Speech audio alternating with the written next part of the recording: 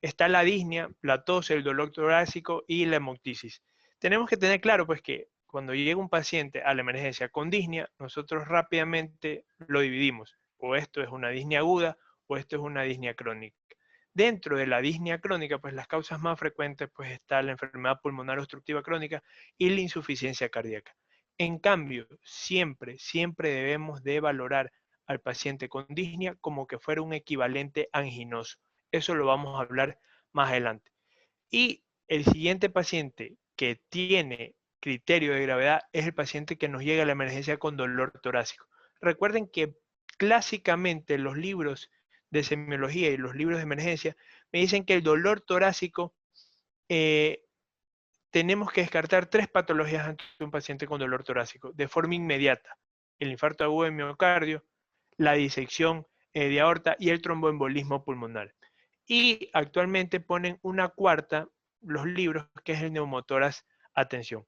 La gran mayoría de estas patologías las podemos encasillar gracias a la clínica y a un buen examen físico y con una o dos herramientas diagnóstico que pues, pueden llegar a ser a la cabecera del paciente, como la ecografía.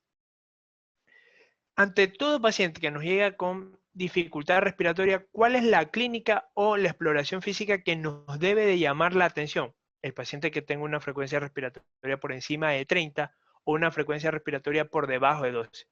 Que tenga una frecuencia cardíaca por encima de 90. Que yo le pongo el sexto signo vital. ¿Por qué le llamamos el sexto signo vital? Porque cuando se describieron la temperatura, la frecuencia cardíaca, el pulso, la presión arterial y el reflejo fotomotor, pues no había pues los pulsoxímetros. Actualmente tienen que añadirle 2 valoraciones más a estas 5 clásicas que están en toditos los libros de semiología, que uno es la saturación y 2 es la glicemia capilar. Si tiene una saturación por debajo de 95, nos debe llamar la atención. Lo mismo el paciente que presenta diaforesis, que presenta estridor. Recuerden que el estridor es un signo, un dato a la exploración física que nos muestra alteración de la vía aérea grande y sobre todo a la inspiración. La cianosis es un signo tardío, no hay que esperar verla para comenzar a actuar. El uso de músculos respiratorios accesorios que pueden estar en el cuello, en el torso o en los intercostales, y por último, la disminución del nivel de conciencia. La insuficiencia respiratoria aguda, como tal, sabemos que es un síndrome que resulta del inadecuado intercambio gaseoso, que puede ser debido a todo el componente ventilatorio. Si uno ve el componente ventilatorio, ¿de qué nomás depende? Sistema nervioso central, nervios, circulación pulmonar, unidad alveolo-capilar, vías aéreas y pared torácica. La insuficiencia respiratoria puede estar dada por alteración de cualquiera de estos componentes. Y como ejemplo, pongo que en este último mes ingresaron 3 mujeres entre 20 a 35 años a la emergencia del Hospital Luis Bernaza con cuadro de dificultad respiratoria. La gran mayoría pues decía, a lo mejor ha tenido problemas que son frecuentes, problemas familiares en estas épocas, y por ahí está teniendo una crisis de histeria, cuestiones por el estilo, pero aparte tiene dificultad la deglución. Y si comienza a mirar mucho, como que los párpados se le caen y tiene que ir así, ya va juntando cuestiones que no es habitual que pasen, pues, y son pues crisis miasténicas las que hemos visto. Recuerden, llega una patología, llegan 3 de las mismas. Por definición, la insuficiencia respiratoria aguda tenemos que es una definición gasométrica, donde vamos a ver una presión parcial de oxígeno menor de 60 o una PCO2 mayor a 45. Recuerden, doctores, que la PO2 refleja la eficacia de la oxigenación, que la PAFI es un indicador de eficacia de la oxigenación arterial y la PCO2 refleja la eficacia de la ventilación. Y en base a eso podemos clasificar a la insuficiencia respiratoria aguda en tipo 1, hipoxémica; tipo 2, hipercápnica; tipo 3, por atelectasia; y tipo 4, la que ocurre en el choque. ¿Cuál es el manejo ante un paciente con insuficiencia respiratoria, con fallo ventilatorio? Siempre va a ser un tratamiento de soporte, determinar la causa y el tratamiento dirigido a esa causa. ¿Cuál es ese tratamiento de soporte que vamos a suplementar, que vamos a dar en el paciente? Pues el ABC, asegurar la vía aérea, ver una buena ventilación y si necesita, asegurar el soporte circulatorio. Pues no se olviden, asegurar la vía aérea, necesita intubación endotraqueal, sí, ventilación mecánica invasiva, no, ventilación mecánica no invasiva. Oxígeno suplementario, pues, y siempre buscar la causa, tratarla para dar un tratamiento dirigido.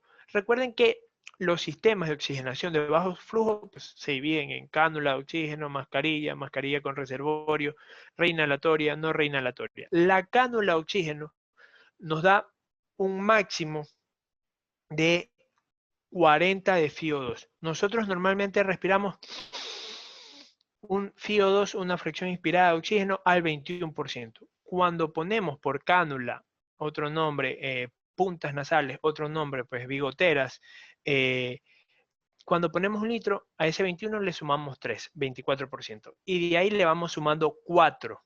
2 litros, 28, 4 más, 3 litros, 32, 4 litros, 36, 5 litros, 40. Es lo máximo que damos.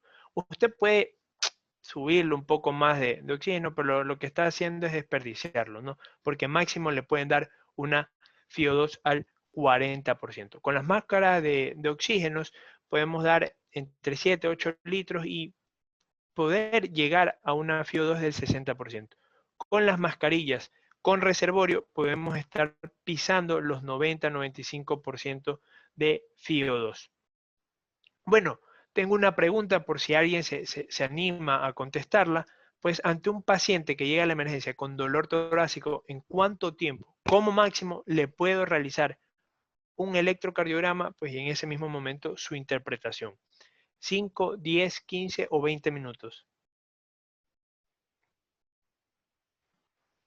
Vamos a ver, por ahí 5, 10. Ya, perfecto. La respuesta es a los 10 primeros minutos. En los 10 primeros minutos yo tengo que tener a un paciente que llega con dolor torácico, no he dicho precordial o extracardíaco, yo tengo que tener un electrocardiograma en los primeros 10 minutos, tomado e interpretado. Y lo que voy a ver ahí es alteración del segmento ST, porque eso es lo que quiero descartar. Recuerden que en las mujeres, en los pacientes mayores, en los diabéticos y en los trasplantados, eso no está en todos los libros por ahí de SEMI, en los trasplantados, a lo mejor ese dolor torácico no es tan marcado y por ahí es una molestia. Ojo con ese detalle, pero pues la respuesta es a los 10 minutos. Temas que vamos a cubrir, pues disnea, bronquitis aguda y neumonía. Comenzamos con disnea. Pues como definición, pues tenemos que es esta manifestación subjetiva de falta de aire, pues como clasificación la podemos clasificar en agudas y crónicas. Las que nos interesan aquí son las agudas. También se pueden clasificar en pulmonar, extrapulmonar, por decir un par de las disneas de origen extrapulmonar. Pues está la insuficiencia cardíaca, está la anemia, está el hipertiroidismo, está la miastemia gravis, y siempre debemos valorar la gravedad. Como es algo subjetivo, nosotros debemos tener escalas, pues como la del Medical Research Council o la de la New York Heart. Y como diagnóstico diferencial, tener esas 6P de las causas de disnea que debemos de descartarla en la cabecera del paciente, pues no, una constricción bronquial, un posible cuerpo extraño, un embolismo pulmonar, neumonía, un neumotórax o un fallo de bomba, ¿no? Tratar de descartar esas 6 que las podemos hacer a la cabecera del paciente. El siguiente tema que vamos a ver es la bronquitis aguda. Todos aquí tenemos muy clara la definición de bronquitis crónica. Dentro de la enfermedad pulmonar obstructiva crónica está el enfisema, está la bronquitis crónica, y como definición de bronquitis crónica tenemos que es este paciente o la paciente que llega con tos, con expectoración de varios días, en 3 meses, en 2 años consecutivos. Pero pues alguien tiene clara la definición de bronquitis aguda, pero aquí la pregunta es, ¿cuál es el principal agente etiológico de la bronquitis aguda? La A, viral. Perfecto, no existe ninguna duda. Pues sí, la principal causa de etiología, la principal etiología, perdón, de la bronquitis aguda es pues el origen viral, pues el virus parainfluencia, el virus influencia, por ahí el rinovirus. Y en segundo lugar está la bacteriana, como bacterias como Mycoplasma y Clamidia. Recordar que por definición es un paciente que llega con tos, puede llegar con aumento de la reactividad pulmonar, pero lo que sí no va a tener es fiebre. Lo que sí no va a tener es taquicardia, lo que sí no va a tener es taquignia. ¿Por qué les digo esto? Porque un paciente con tos, fiebre y expectoración, eso es neumonía. A veces los pacientes mayorcitos no hacen fiebre, pero tienen tos, expectoración, sospechar en neumonía. Ojo con ese detalle. A veces los pacientes inmunodeprimidos no hacen esta reacción inflamatoria, que puede ser definida como fiebre, esta sintomatología, pero ojo con ese detalle. La etiología, ya lo vimos, la gran mayoría son virales, y eso me ayuda acá, me ayuda acá. Pues si la gran mayoría son virales, ¿sirve de algo el cultivo? Pues no, a lo mejor no. Eh, ¿Tiene rédito estudiar con cultivo esputo en estos pacientes? No. Es muy diferente en la neumonía, que lo vamos a hablar más adelante, pues. No, la clínica es un paciente con tos de 5 días, algo de hiperreactividad bronquial, y puede haber expectoración. La expectoración se da secundaria a la inflamación de la vía aérea. Y el tratamiento es un tratamiento solamente de soporte. Por ahí, en quién tal vez sí le puedo estar poniendo un tratamiento en una bronquitis aguda secundaria, una bordetela, pertussis. Pero ¿en quién lo sospecho eso? Uno, en niños. Dos, en personas que tengan tos con flema y que tengan salvas de tos. Ojo con eso. Y su cianosis posterior, ¿no? Que eso con mayor frecuencia se ve en menores de 10 años. Pues bueno, vamos a la siguiente pregunta. O al siguiente tema. Marcos es un paciente de 68 años que hace 4 días fue dado de alta en el hospital por un cuadro clínico de neumonía. Al momento presenta tos más expectoración y alza térmica, la triada clásica de la neumonía. En base a estos datos, ¿cómo catalogamos a Marcos? Como una neumonía adquirida en la comunidad, una neumonía adquirida en el hospital, una neumonía asociada a la ventilación, una neumonía no curada, porque pues a veces te puedes topar con estas cuestiones, ¿no? Vamos a ver, esa pregunta está más difícil, ahí no la veo tan rápido.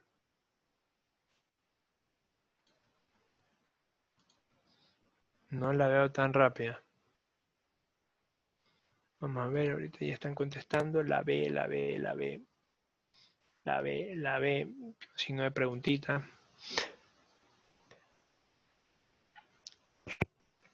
De seguro no es la D, eso sí, de seguro.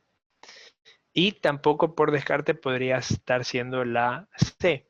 Me quedo comunidad u hospital.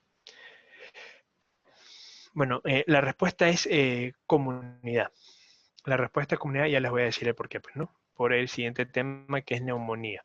Las definiciones de neumonía, recuerden que la neumonía es la inflamación secundaria a una infección del parénquima pulmonar. No estamos hablando de vía aérea, estamos hablando del parénquima pulmonar. Y esta se puede clasificar de acuerdo al lugar de la adquisición en comunidad, asociada a cuidados sanitarios, adquirida en el hospital, asociada a la ventilación mecánica. Neumonía adquirida en la comunidad, pues es aquella que pues, se adquiere en la comunidad o que se presenta durante las primeras 48 horas del ingreso a una unidad asistencial. Durante las primeras 48 horas del ingreso a una unidad asistencial. Por ejemplo, el Justin va al hospital por un cuadro de dolor abdominal y al día siguiente comienza con tos, expectoración y alza térmica, pues eso es una neumonía adquirida en la comunidad, porque pues fue el segundo día. Neumonía asociada a los cuidados sanitarios, pues De estos de acá los refieren más que todo a los pacientes que están en centros geriátricos, en centros de diálisis, que reciben eh, terapia antibiótica domiciliaria o que reciben asistencia médica domiciliaria, pues por ejemplo va personal de enfermería, va personal de fisiatría a trabajar con ellos en sus unidades. Neumonía adquirida en el hospital es aquella neumonía que aparece pasadas las 48 horas del ingreso o hasta 3 días del alta del paciente. Si se recuerdan, este paciente ¿cuántos días tenía? 4 días, así que pues no podría entrar como definición de hospital. Y neumonía asociada a la ventilación mecánica es aquella que aparece a las 48 horas, a los 2 días de haber estado pues intubado el paciente.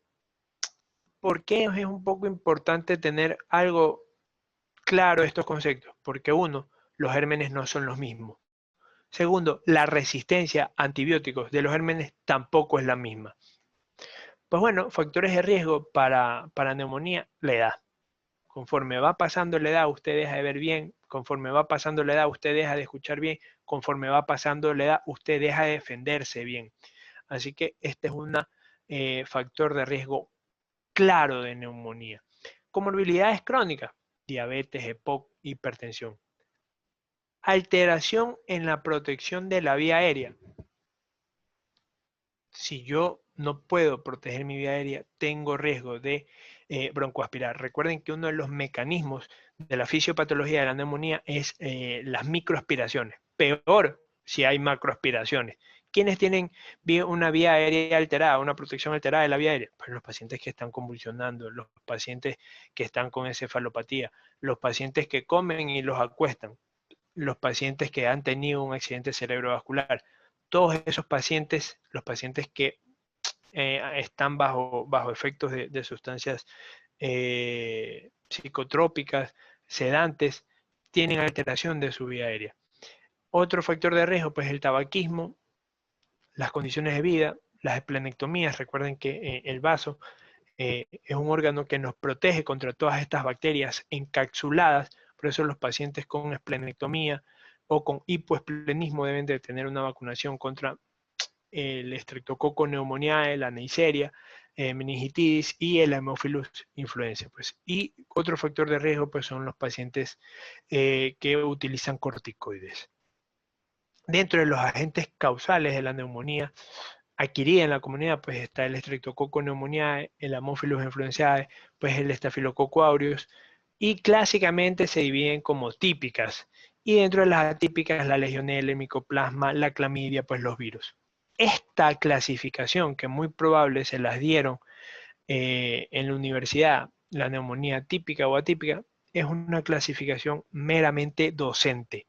Es casi imposible diferenciar por la clínica o encasillar por la clínica y dar un tratamiento solamente pensando que es típico o atípica, eso en la práctica no se lo da. Esta es una clasificación docente muy metodológica que dice pues que las infecciones típicas cursan con tos con expectoración, flema, dolor punta de costado, en cambio que las atípicas cursan con disnea, hay tos seca, no hay fiebre, sino que febrícula, hay más astenia, adinamia, pero vuelvo y repito, en la práctica esto pues no se da, no se llevan, ¿no? Los síntomas, lo que les decía, típicos, tos, expectoración, disnea, dolor pleurítico, ese dolor, la inspiración profunda que duele, o a lo que toso duele, y la fiebre, pues, y los síntomas atípicos, pues, confusión, cefalea, astenia, altromialgia, tos seca, febrícula. Recuerden que dentro de los signos, lo que más van a encontrar en un paciente con neumonía es alteración de la frecuencia respiratoria. ¿Por qué no fiebre? Porque vuelvo y les digo, un paciente diabético a lo mejor no les haga fiebre, un paciente que está tomando corticoides a lo mejor no les haga fiebre, un abuelito a lo mejor no les haga fiebre, pero lo que sí van a tener un niño, un joven, un adulto o un anciano, un inmunodeprimido, si tiene neumonía, va a tener alteración de la frecuencia respiratoria. Los otros, pues no, datos de consolidación, pues la matidez, los ertetores, pero pues a veces hay neumonías que no están consolidadas, ¿no? Así que también no los pueden estar encontrando, ¿no? Vamos a ver, esta es la pregunta 3. José, de 67 años de edad, presenta un cuadro 48 horas de tos, alza térmica, expectoración mucopurulenta. A la llegada de la emergencia usted lo encuentra con una tensión arterial de 110/80, una frecuencia cardíaca de 94 latidos por minuto, una frecuencia respiratoria de 32, saturando 92%, y le realiza unos laboratorios donde ve una urea de 48 y una CREA de 1.2. En base a la escala de CUR 65, ¿cuántos puntos presenta José?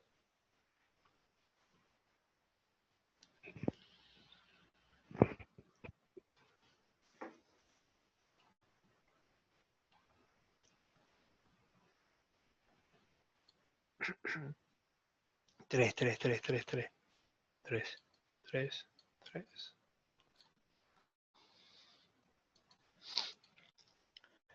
Perfecto. Pues bueno, siempre la forma de que usted se comunica con su otro colega, de que usted se comunica legalmente con personas que no tienen idea de lo que es medicina, la forma en que usted debe en parte, hablar con los familiares es con algunos datos o evidencia.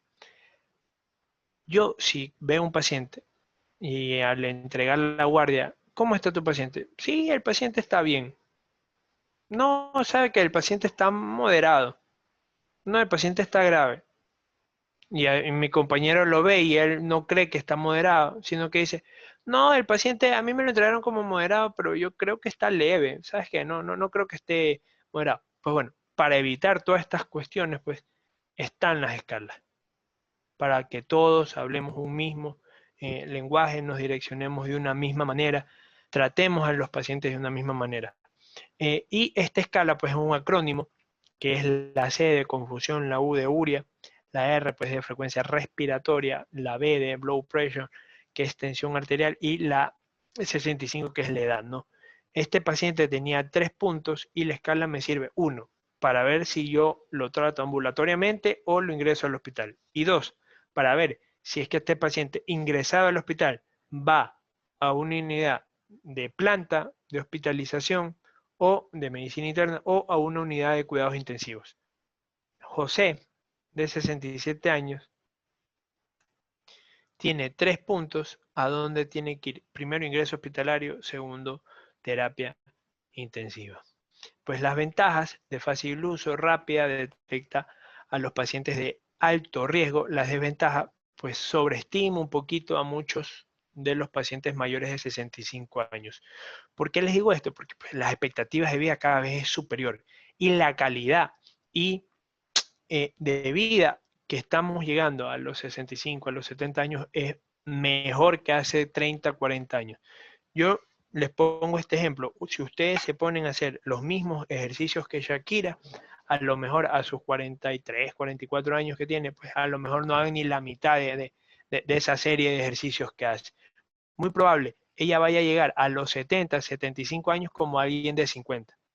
Por eso les digo que esta escala se hizo más o menos, se desarrolló por los 90. Por eso una de las desventajas, pues que sobreestima el riesgo en muchos mayores de 65 años. Vamos a ver la siguiente pregunta sobre severidad. Pablo, de 79 años de edad, con antecedentes de hepatopatía y cáncer de colon en control, acude a urgencia por un cuadro clínico de 48 horas de evolución caracterizado por tos, alza térmica, expectoración verdosa. A la llegada a la emergencia presenta una tensión arterial de 95/65, una frecuencia cardíaca de 102, frecuencia respiratoria 34, saturando 89%, con una temperatura de 35.8. Se le realizan unos exámenes de laboratorio donde muestran unos leucos de 2.5, neutrófilos de 89%, una hemoglobina de 11, un hematocrito de 38, urea de 48, una CREA de 1.2, electrolitos pues normales, y siguiendo la escala de PCI, ¿qué debemos hacer con este paciente? Darle de alta, mantenerlo en emergencia, ingreso a planta, ingreso a terapia.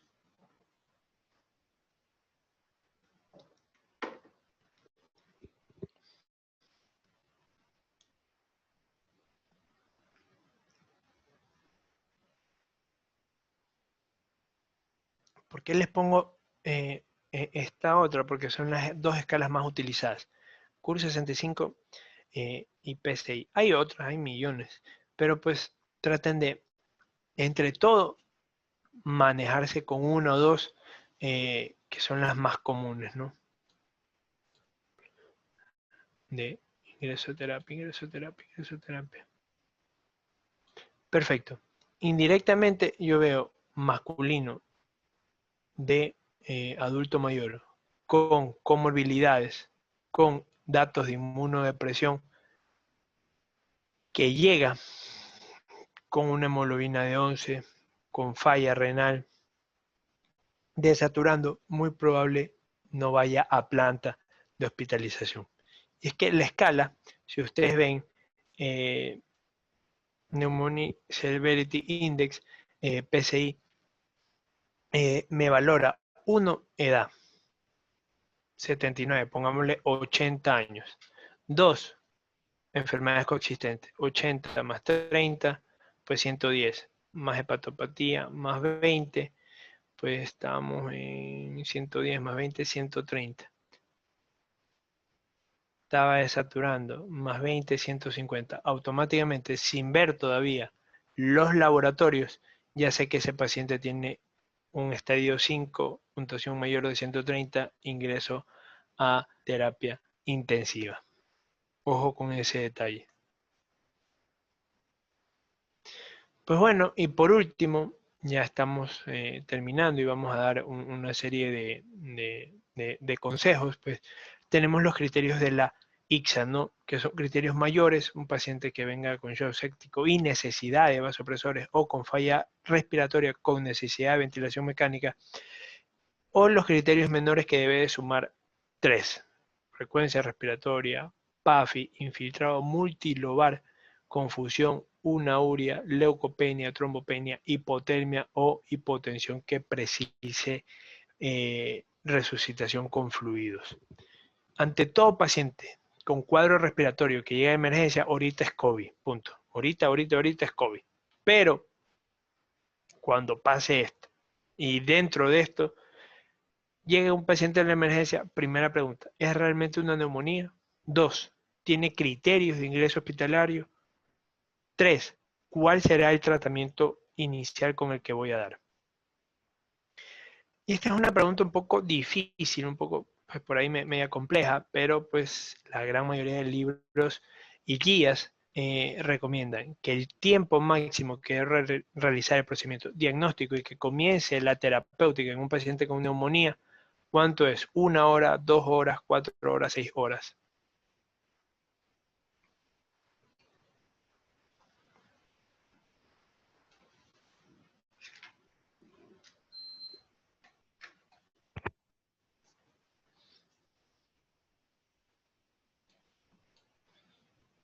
La B, 2 horas. B. Sí. Ok. El tiempo es 4 horas. El tiempo es 4 horas. Máximo tengo 4 horas para hacer un diagnóstico y terapéutico de un paciente con neumonía. Pues solicitar esputo en un paciente con neumonía de hemocultivos. A todos, no. ¿A quiénes? Los que tengan neumonía grave. Los que están siendo tratados empíricamente contra estafilococo aureus resistente a meticilino o pseudomonas. Los que tengan aislamiento o infecciones previas por estos gérmenes, o si el paciente cumple criterios de síndrome de respuesta inflamatoria sistémica, al menos 2. Radiografía. ¿A quiénes? A todos. Todos pacientes con sospecha de neumonía tengo que hacerle una sospecha, tengo que realizarle una radiografía. ¿Cuándo? ¿Cuándo lo sospecho? ¿Qué radiografía? La estándar, la posterior anterior y la lateral. ¿Para qué me sirve la radiografía de neumonía? 1, para diagnóstico, porque recuerden que el diagnóstico de neumonía es clínica más una imagen. Y 2, para ver complicaciones. ¿Qué complicaciones puedo ver? Derrame paraneumónico, neumotórax, Ojo con eso. Y atelectasias. ¿Para qué no me sirve la radiografía? Para ver la evolución. Recuerden, doctores, que el paciente puede mejorar clínicamente, pero el cambio en la imagen va a demorar hasta 2 meses, puede llegar. Pues bueno, en la radiografía me puede ayudar también para ver patrones. Si yo veo un derrame, ya sospecho pues que es algo bacteriano. Si yo veo un patrón cavitario, pues sospecho accesos. Si yo veo un patrón miliar, sospecho pues bacilos ácido alcohol resistentes. Si yo veo un patrón multifocal, primero es ingreso porque es grave, ¿sí? Y dos, pues puedo sospechar legionela, neumococos, estafilococos. Y si yo veo un patrón intersticial, pues como lo que se está viendo con bastante frecuencia el día de hoy, pues son los virus, ¿no? Importante, falla ventilatoria en la radiografía. Patrón normal, uy, ¿en qué sospecho? EPOC, enfermedades neuromusculares como la miastenia o tromboembolismo pulmonar. Un patrón difuso, parchado, ¿en qué sospecho? Síndrome de estrés respiratorio, edema agudo de pulmón, hemorragia alveolar. Si veo falla ventilatoria, radiografía de tórax, un patrón localizado, neumonía, atelectasia. Y por último, también puedo ver enfermedad extrapulmonar, como cuál, el neumotórax. El tratamiento, si el paciente está de forma ambulatoria, pues un beta-lactámico, un macrólido o una tetraciclina. Si el paciente está ambulatorio pero tiene comorbilidades, 1, beta-lactámico más inhibidores de beta-lactamasa o 2, fluoroquinolona. Y si el paciente necesita ingreso hospitalario, beta-lactámico más macrólido o beta-lactámico más fluoroquinolonas. ¿Cuál de los siguientes antibióticos tiene más actividad para cubrir meticilina resistente a Staphylococcus aureus? Y es una pregunta súper buena, porque pues a veces las personas no la tienen clara, que el imipenem no sirve, el cipro no sirve, la ceftazidima no sirve, la piperacilina no sirve para cubrir Staphylococcus aureus resistente a meticilina.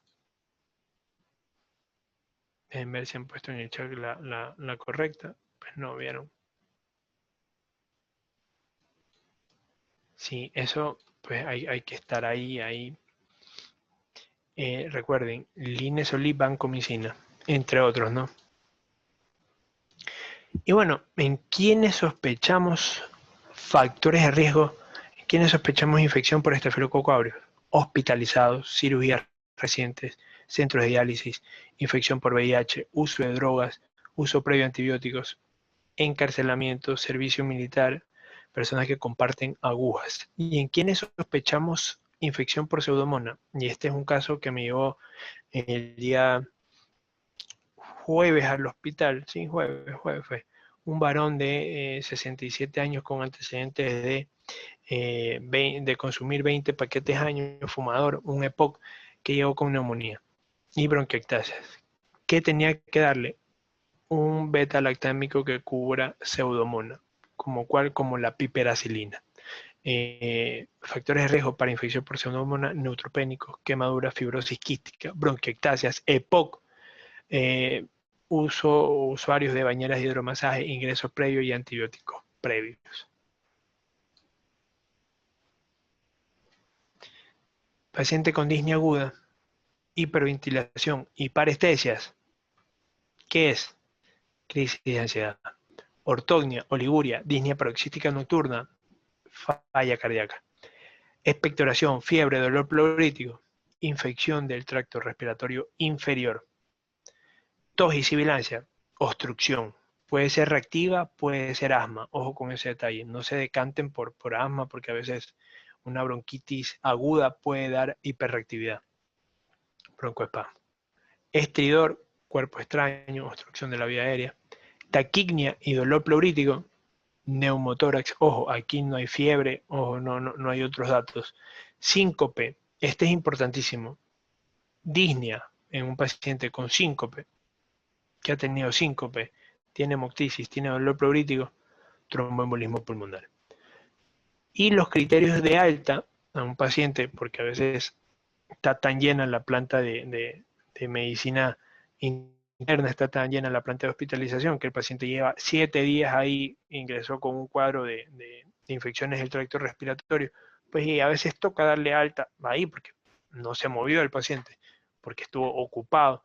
Pues criterios de alta: normotermia, frecuencia cardíaca menor de 100, frecuencia respiratoria menor de 24, presión arterial mayor de 90, saturando mayor de 92 yo requeriría, una capacidad para continuar la ingesta por vía oral y un estado mental normal.